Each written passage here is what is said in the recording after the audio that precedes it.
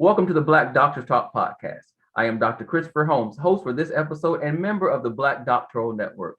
Today, I'm joined by Dr. Christopher Robinson, who is a program director and assistant professor of social work at the Pennsylvania State University Greater Allegheny campus. Welcome, Dr. Robinson. Welcome. Good morning to you, and good morning to everyone. Well, thank you so much for taking the time out of your busy schedule to join us here today and to drop those wisdom and those nuggets that you have for us. I can't wait for our viewers and our listeners to hear what you have to offer. So let's get started. Tell us, where does it all begin for you? Wow, I'm not sure if we have enough time to share my whole story for today, but I can definitely share a few highlights. So again, everyone, my name is Dr. Christopher Robinson, currently serving as assistant professor of social work here at the great state, Pennsylvania State University. Very happy to be here. In terms of my trajectory to joining Penn State and joining the Black Doctoral Network and et cetera, it really all started back home in my hometown in Michigan. So I'm born and raised in a city called Kalamazoo, Michigan. For those of you who aren't familiar, us Michiganders, we typically put up our hand and say where we're at on the state, but it's right in between Detroit and Chicago. So I grew up right in between both major cities, and both cities really had a strong influence on me. And really opened up my eyes and, social work and sociology as well, and education. And how my social work journey all began, in a sense, actually started as an undergraduate student at Jackson State University, a historically Black college located in Jackson, Mississippi. And I'm a very strong advocate for HBCUs. And, that experience at Jackson State helped really to initiate a drive in me to really learn more about the field of social work, the type of work that social workers, do in their communities, how they provide, interventions and develop strategies to help meet the needs of populations and the community in general, and just really just having that overall, mission of enhancing, society. And so started at Jackson State, and from there I had a chance to earn a scholarship to attend, the University of Pittsburgh. At that time, certainly ranked one of the top schools of social work in the country, to earn my master's in social work with a graduate certificate in human services management. Had a chance to be able to do a lot of great work in nonprofit and management here in Pittsburgh as well, and also doing some work in Mississippi. And following later, had an opportunity to go back to school to earn my doctorate from Indiana University of Pennsylvania, outside of Pittsburgh as well, and kind of the rest is history. So just a little gist of how I landed here at Penn State, and just a little bit about some of my background as a social worker, African-American male college student, and, being born and raised in Michigan, moving to Mississippi, and ultimately landing here in Pittsburgh, which is my ultimate stop right now, is here at Penn State. So let's go back a little bit. How in the world did this Michigander go and land himself in Mississippi? How did that happen?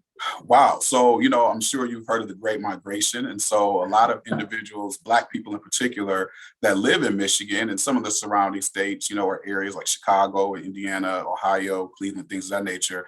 Many Black people kind of, moved during the Great Migration to Michigan. Mm-hmm. And my grandparents, my grandmother and grandfather moved from Mississippi, very, very long time ago. I want to say probably in the 1930s or 40s, if I'm not mistaken, to Michigan. And, always had family in Mississippi, had the opportunity to visit some family during family reunions and et cetera. And I was just very fond of Jackson State, the band.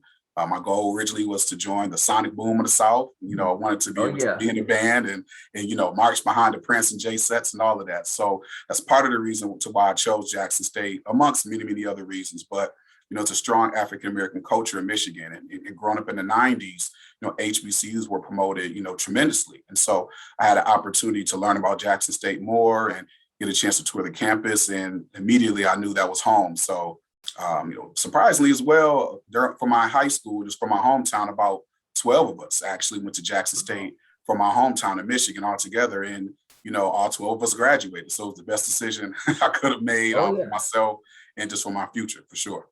So almost like a little bit of home went with you down to Mississippi. Yeah, definitely. So tell me this. So what was it that Jackson State did in particular to kind of help expose you to this work of social work? Wow. I remember, I believe it may have been 2002 or 3. One thing that really inspired me to really go into social work, just for my Jackson State experience in particular, was one time we had a chance to organize a march from Jackson State campus to downtown Jackson to the Mississippi State Fair. And I believe I was a freshman at the time. And so, long story short, there was an individual who I believe who killed one of the Freedom Riders back in the 60s or so. And this person was a member of the KKK and was being released from prison after an extended period of time. And so they actually were planning to have a rally, the KKK, at the Mississippi State Fair, which is a predominantly Black fair today, of course. And we organized a rally and a march, and just to get a chance to really see that advocacy, that activism, that social justice play out from social work students and just students across Jackson State and the community, to be able to advocate, lift our voice, to really challenge social injustice and injustices that have been occurring across the country and in Mississippi for many, many years, and to be able to kind of have that advocacy and, and be able to enjoy that space with other Black people as a young 18-year-old, male from Michigan, right, was just phenomenal. And so I think that was one of the reasons to why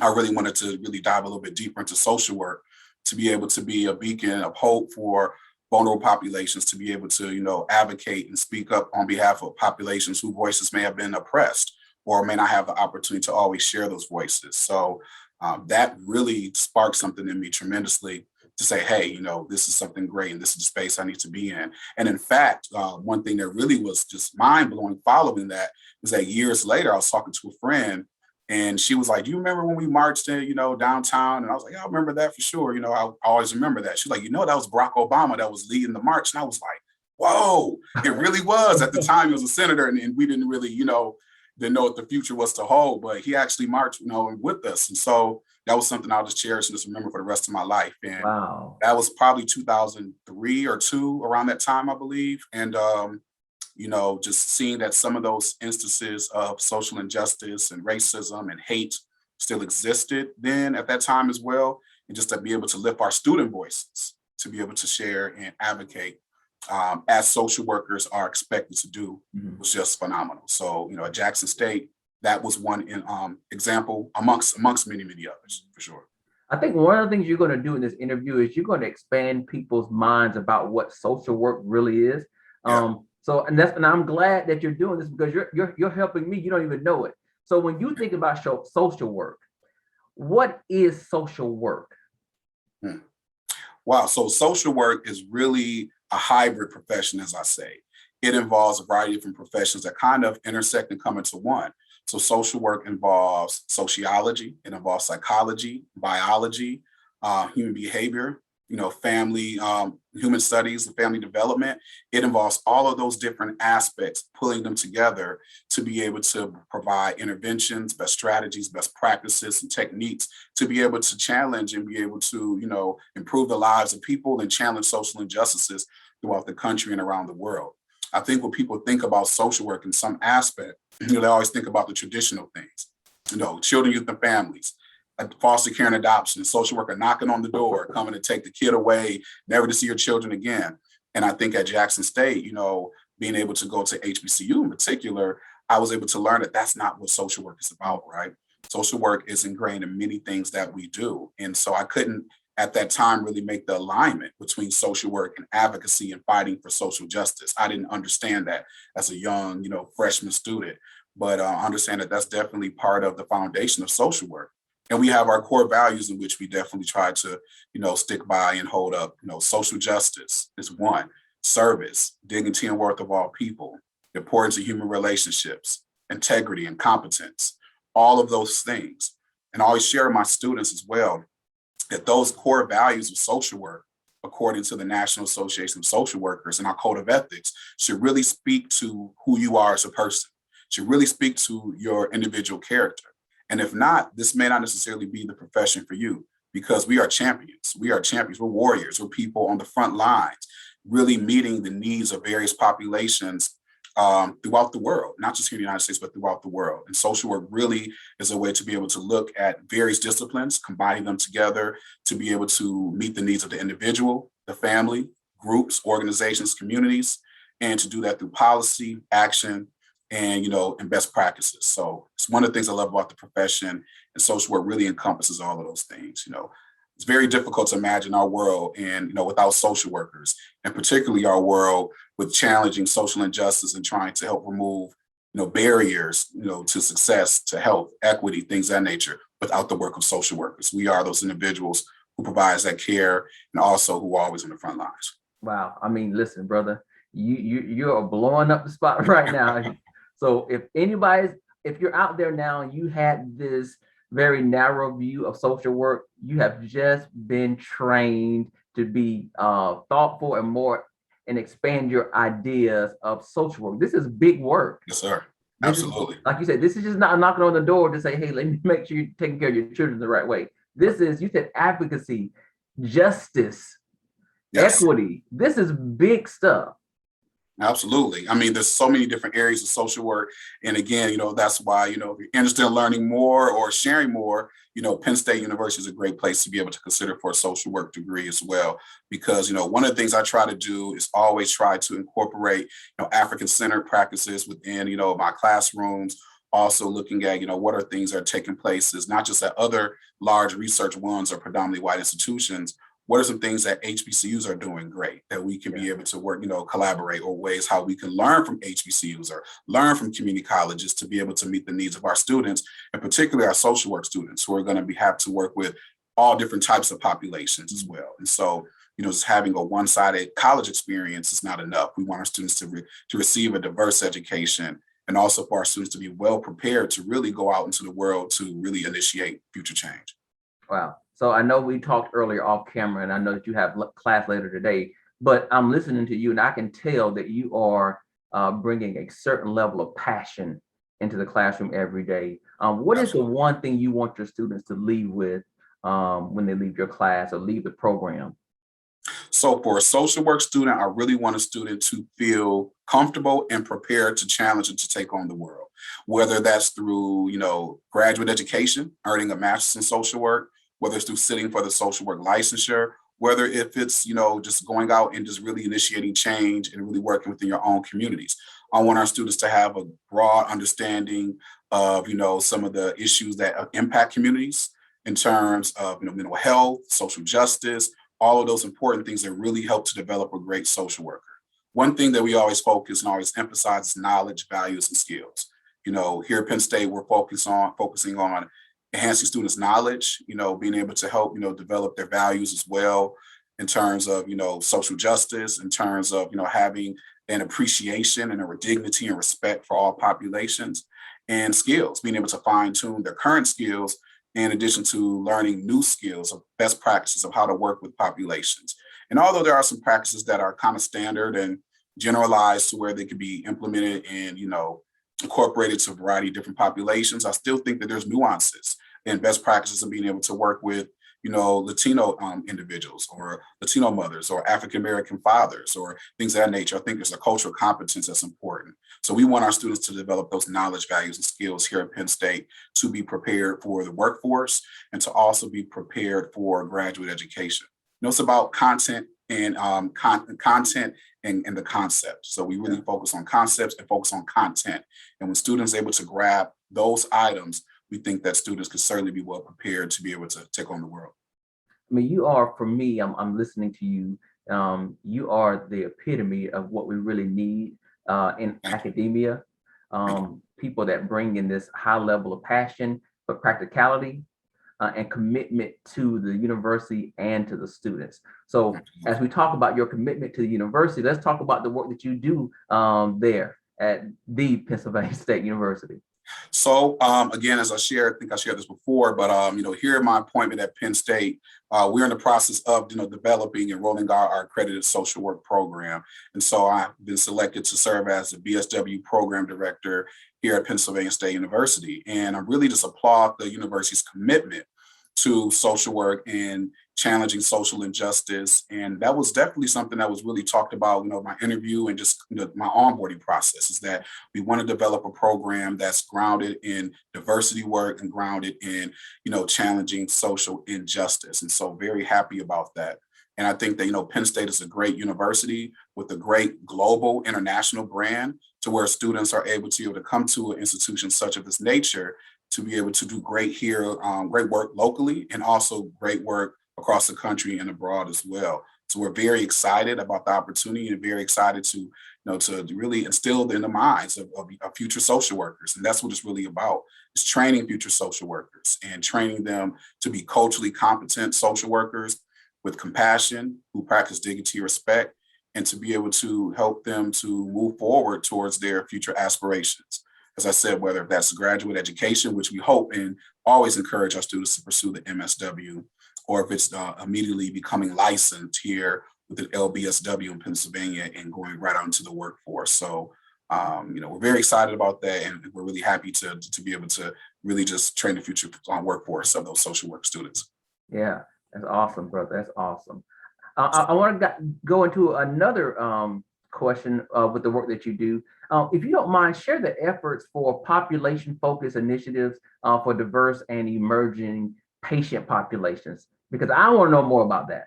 All right, sure. So part of my busy world as well, in a very, very part-time capacity, I'm doing some work with the University of Pittsburgh Medical Center, which is UPMC here locally. And UPMC is a world-renowned hospital system, which is located here in Pittsburgh, Pennsylvania. And it actually is the largest employer in the state of Pennsylvania. So part of my responsibility with UPMC as the cultural competency manager for the Center for Engagement and Inclusion is to be able to look at our footprint, our community footprint at UPMC, which includes Western Pennsylvania, Western Maryland, Western New York, and also Central Pennsylvania. Look at some of the best practices that we're currently incorporating into care and trying to find ways of how we can better meet the needs of our emerging and diverse patient populations.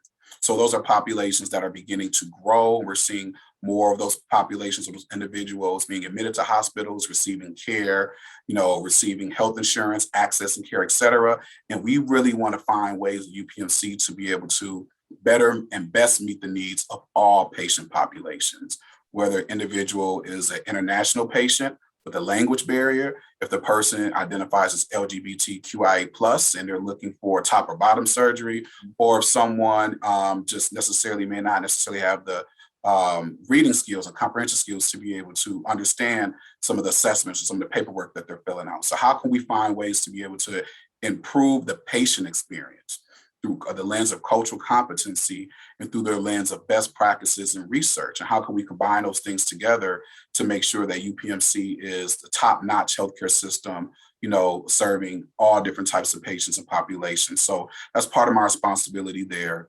and really looking at ways how we can improve diversity, equity, and inclusion through Pennsylvania's top employer and through one of the top hospital systems here in our region and also in the country as well. So it's definitely a great honor to serve in that capacity and being able to help advance the work forward, not just for our city in Pittsburgh, but for every single community within the UPMC, the University of Pittsburgh Medical Center footprint.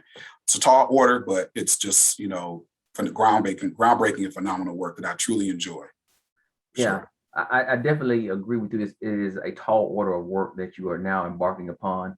I know that you are also involved in the human management services as well. And so in that aspect of the work that you just talked about, what are some of the things that you think may be challenges or that may cause people to be resistant to some of the work?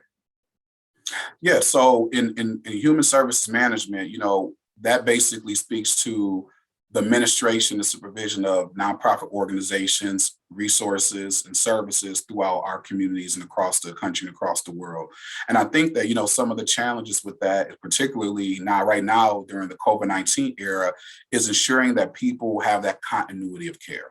Yeah. And so what do we mean by continuity of care? That means that we're streamlining services without interruption. So people are able to receive services, whether it's medical care, whether it's receiving food from a food bank, or clothing for you and your children, or just a general checkup at your, community health provider. So providing continuity of care and ensuring that there's no interruption of that care, and not just preventing interruption, but also ensuring the quality of that care, or the quality of the community resource, the quality of the service that people are receiving. And so that really takes visionary leaders to really be able to ensure that, and to be able to create strategic models and put them in place to ensure that they're meeting the meeting the needs of the people from the community, and that they're servicing them to the best of their abilities. And so, part of my experience and my, trajectory has been working in the area of nonprofit management as well, and always trying to be client, patient, or community first. Yeah. And sometimes it sounds easier than it always is. But again, being focused on community first is important, because without the community, without our individuals, we can't do our jobs. And since we are here of service to them, we have to do our jobs to the best of our ability. And that requires being a transformational and strategic leader. And that requires time, it requires patience, and it requires a lot of prayer. Oh, yeah. Oh, most definitely. Yes, I mean, I'm listening to this work, and it is, I mean, these aren't hills, these are mountains of work that really you're tackling. And so in order for you to sustain the motivation to do this, I know there have been some people in your life that have had to sow into you to support you and mentor you. So who are those people that kind of gave you the kick in the butt to say, you know what, you got this, you can do this, keep going? Wow, man. I would definitely say, I have my big heroes and very, well-known names and great pioneers and advocates and people who have done great things for, all different types of populations. But the people I would say who really actually helped me to get on my right track was my mother and Wow. some of the mentors who I had throughout my life as well, early on in my career, and also while in high school and also while in college. I really believe in mentorship. And I believe that mentorship has to be organic. It can't be something that's kind of forced and kind of pushed on an individual or the person who's providing the mentorship, for example. I've had some great mentors in my life who had a chance to really pull me in as a young knucklehead guy, from Michigan, growing up in the hood, a common story, but, wasn't quite sure what I really wanted to do. Wasn't sure if I even wanted to go to college, right? Wow. And I remember early on, I applied to several schools back home in Michigan. I think Western Michigan University, Grand Valley State University, and a few other schools. And I remember I was denied to quite a few at the time, right? And my mentor was like, you should really consider Jackson State, really consider it, right? And, just having that mentorship and that guidance for someone who was from Mississippi, but was teaching in my hometown at Western Michigan University. I have to give him some credit, Dr. Lawrence T. Potter. He's actually the provost at University of DC in Washington, DC, somebody who really inspired me to go into higher ed and to really pursue the HBCU. And I would certainly say that probably was one of the best decisions I made in my life, is to be able to do so. Because I wasn't quite sure what I wanted to do. As many, young men aren't always quite sure what they want to do when they're first, about to graduate high school or getting close. And so just having that, opportunity of that door open was just phenomenal. And also having great teachers, great professors. I think about my professor who is now director of, I believe, the PhD program at Clark Atlanta, Dr. Shonda Lawrence. She's somebody who also helped mentor me and kind of pull me in when I was a young, 18-year-old student at Jackson State, and kind of gave me the ropes of what social work is and, how I can actually align my career goals with the profession of social work to do exactly what I'm doing today. Yeah. So I have to give some credit to her. Of course, many, many others, there's too many to name, but I think mentorship is certainly powerful, and particularly powerful for young Black males who may not necessarily see themselves in the future or see or have an idea of what that future may look like. Because I was definitely one of those young men myself. And through my HBCU experience, through great mentorship and great professors that I've had who really knew their stuff, right? Really helped to really just develop me and kind of catapult me and push me forward to where I'm at today. Yeah, that's awesome. So we've got, let's say, this young Black guy who's listening to this interview or watching you, and he's almost finished with his degree in social work. What is one thing you can tell him to ensure that he's going to be on the right track? That one thing that you wish you would have known earlier in your career? Wow. Yeah. So I think that one thing that I would have known, and I knew this earlier in my career, but I think that, as you grow as a young adult and you begin to learn more about yourself and about the world around you, I think it's important for people to understand that, you have to fall in love with service. Yeah. You have to fall in love with service, and you can't expect for service to fall in love with you. Oh, So, stop, I'll stop, repeat. stop. Stop. Say it again. Say it again. You have to fall in love with service. You have to. It's a must. And you can't expect for service to fall in love with you. And what I mean by that is that you have to love to be able to serve the community for the greater and better good of the community and of society, period.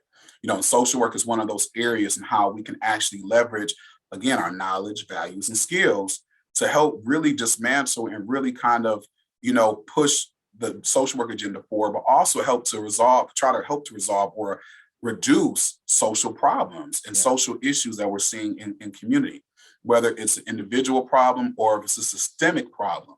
I think it's important to understand that. And so, one of the myths that a lot of people always say is that as a social worker, you're going to be broke, you're not going to make money, you're not going to do anything like that. Honestly, I've been truly blessed in my career, and I thank God for that. But I also had to, learn through some bumps in the road that this is about service, and we have to be able to serve. And I think that HBCUs also have that, instilled that in me. Service, right? Service to the community, service to the better good, for the betterment of mankind, of our communities as a whole, service to, Black people or to all people. All those things is about service. We can't expect service to fall in love with you, because service is not always glamorous, right? It's not always glamorous. It's not always, the pat on, you don't always get the pat on the back. You don't always get the big gold star and the trophy. But ultimately, once you begin to see change occur, whether that's through an individual, through a family, through a population group, or just in your own community, you begin to understand that a lot of that change really is associated with the power of service and the power of empowerment. So I think service is something that we definitely have to continue to keep at the front of our minds. It should never be at the back. So far in this career, what's one thing you would say you are the most proud of? Wow, man, I would say I'm really the most proud of the opportunity I have right now to be here at Penn State University. So kind of just looking in the present, right? To be able to serve this capacity, being a BSW program director and a tenure line assistant professor, just, really just blows my mind when I think about who I was back in high school, think about where I was and kind of the trajectory I was, kind of expected to go into, right? But, just having this opportunity to work for, a tier 1 university, world-renowned research institution with a reputable brand around the world is just phenomenal as an African-American male. And also just being able to serve as one of the only, if not the only, African-American male BSW program director in the state of Pennsylvania is just phenomenal, even more so.